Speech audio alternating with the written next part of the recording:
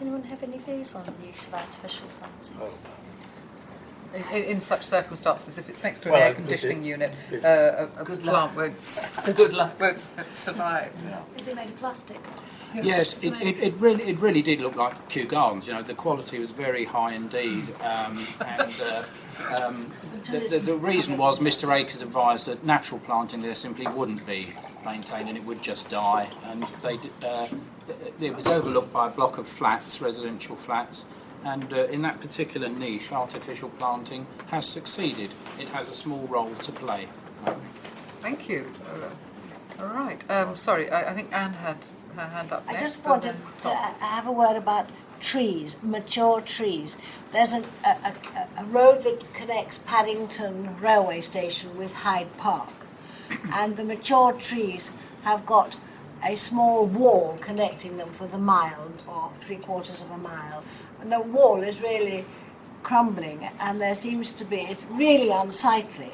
And I think it's going to be the Olympic route that people will take, or one of the Olympic routes that the crowd will take to get to Hyde Park.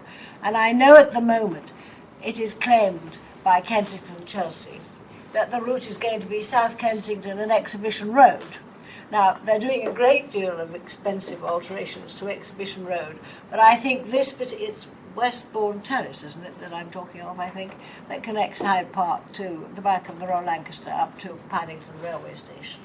And I think that the mature trees, the wall of it, it must be owned in sections by the Victorian houses. But does enforcement have a role on that? There should be something. Are you looking for some kind of enforcement that could cover that the trees which have broken up the wall, that the trees are protected, but the wall also has to be repaired. And for the last 10 years it hasn't been. So these are sort of public route walls that are privately owned? Yes, because there's car parking on the other side of them, you see. Isn't it back to maintenance of your... It's an environmental issue there. That's a question of enforcement, you see, and whether in law we are able to enforce against that. Richard? I'm sorry. I'm sure I'm speaking against the tide, but I would like to put in a word against forest trees in small residential streets.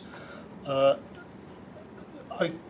like trees. Most people like trees. I don't think there are many people who don't like trees, but I think there are people who disapprove of trees which are inappropriate in scale, especially in streets which have their own distinctive architectural qualities being utterly mutilated, shall I say, by trees which are inappropriate in size, especially lime trees which have other disadvantages like dropping their ghastly should never be planted. I think, right. Tom? Sorry, if I may, I come back to the plane trees, the dreaded plane trees of London.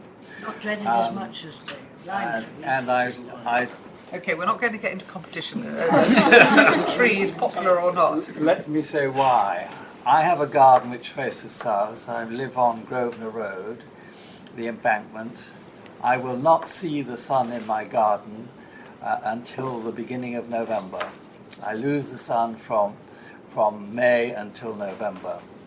And one of the reasons for that is the rate of growth of the plane trees on the embankment there, and the way in which they have been appallingly dealt with. They have been lollipopped, as I call it. And by lollipopping, it means that each branch sends out a lot more branches, and the density of leaf cover in the head of the tree is such that there is no view through the tree whatsoever. Okay, now, I'm not sure this is a planning matter, which is what we're trying... Well, we were talking about planting trees, so my next line was going to say London doesn't have anything like enough ginkgo trees, which are much more suitable. Mr. Akers is planting lots. He plants them everywhere. I mean, the whole thing about plane trees is that if they got the equivalent of Dutch elm disease, London would be a far less green place. And I know that Paul has been planting lots of alternatives for all of these reasons. Now, So, If I can't get him to the trees along Grosvenor Road in Churchill Gardens are Churchill Gardens' responsibility, not Westminster's, even though they were planted by Westminster. well, Westminster still owns the site. It's merely managed by City West Homes. So they're still owned by Paul Westminster. Acres won't take any notice. No, but that's because they're managed by City West and through the housing revenue account. But we don't want to go there There is a tonight. reason for having plane trees, because in the old days the smoke would kill everything else. That's why they're there. Exactly. We don't know So, that. and we know don't where we're know beginning. what conditions will kill other trees as we go along. Does anybody know how many TPOs we've got? How many tree protection orders we've got? Where is Mr. Akers when we need him?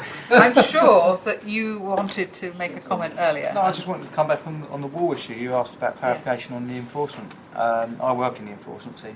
I just wanted to make a point. It depends on obviously how big the wall is and whether it's listed. There's certain restrictions, and there's only so far that planning enforcement can go. There are powers available to us, but they are limited. So I just wanted to express that point that we may not have control in that scenario. So it's got the wrong sort of listing. Obviously, it's falling over rather than being listed out. And that's obviously the issue there.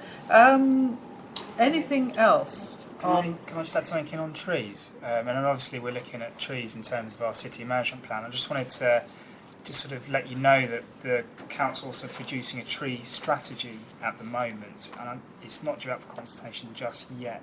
But its main principle will be looking at the right tree in the right place, which is obviously something that has been discussed within the last few minutes. So the council is something that we are looking at within the city management plan. Please add to that the right pruning, which in my case has been the totally wrong pruning.